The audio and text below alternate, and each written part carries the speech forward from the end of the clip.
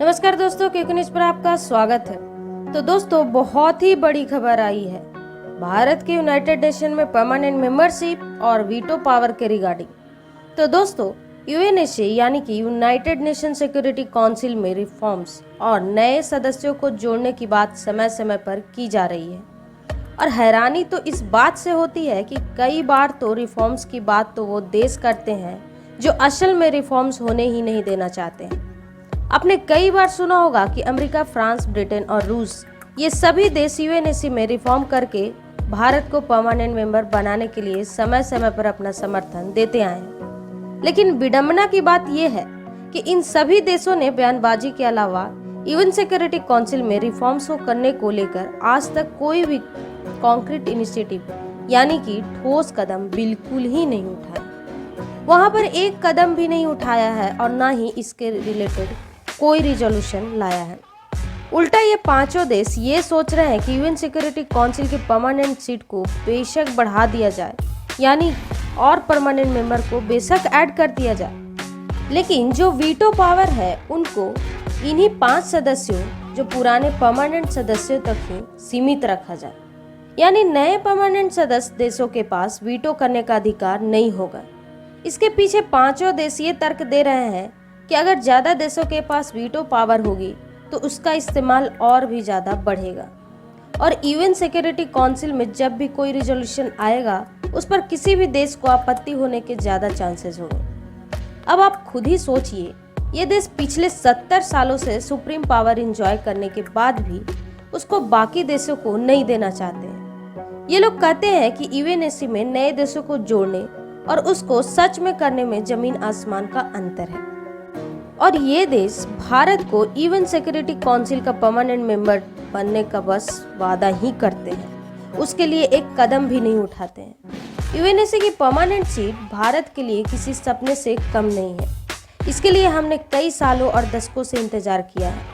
भारत के खिलाफ लाए जाने वाले रिजोल्यूशन के ऊपर वीटो के लिए भारत हमेशा से रूस, फ्रांस, अमेरिका और ब्रिटेन के ऊपर निर्भर रहा है।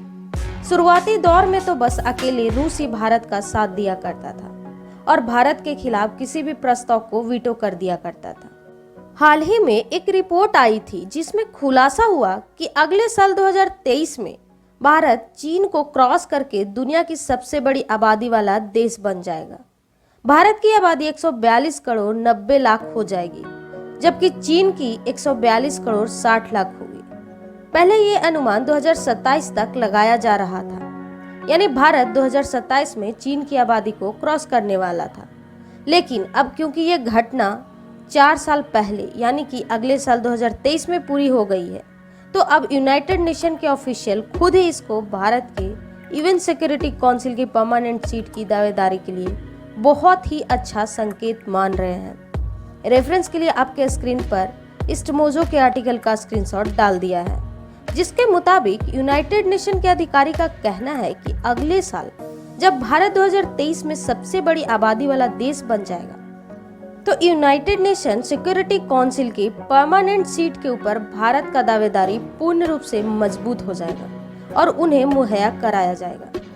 भारत पहले से और भी बड़ा दावेदार बन जाएगा और पूरी दुनिया की सबसे बड़ी आबादी वाला देश भारत को यूएनएसए से बाहर रखना और भी ज्यादा मुश्किल होगा। और यूएन सिक्योरिटी काउंसिल में जब भी रिफॉर्म्स होंगे तो जो नए देश यूएन सिक्योरिटी काउंसिल में शामिल किए जाने के लिए कंसीडर किए जाएंगे, जिनके नामों के ऊपर विचार किया जाएगा, उनमें भारत सबसे बड़ा दावेदार होगा।